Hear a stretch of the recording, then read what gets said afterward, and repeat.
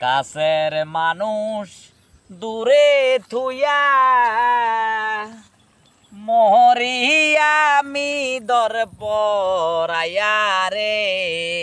এই একজনের বাড়িতে কিস্তির জন্য একদিনে কয়বার যাওয়া যা টেনশন করি তাই দেই একটা ফোন দিছে বলকার সময় তো কিস্তির টিয়াটা দেয় না। মা গো আর কিস্তি স্যার না ফোন দিছে সাই স্যার কি দেখো। হ্যালো, আসসালামু আলাইকুম স্যার। হ্যালো কাশেম সাহেব, আপনি কোথায়? আমি এর জন্য অপেক্ষা করতে আছি, আপনি কই আছেন?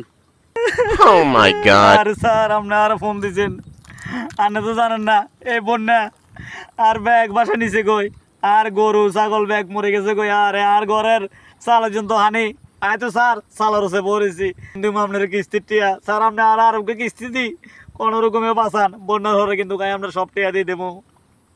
কাশেম সাহেব, আমি তো আপনার এলাকায় গেছি, আপনার ওই দিকে তো পানি উঠে নাই, আপনি এগুলো কি বলছেন? আপনি এখন কোথায় আছেন?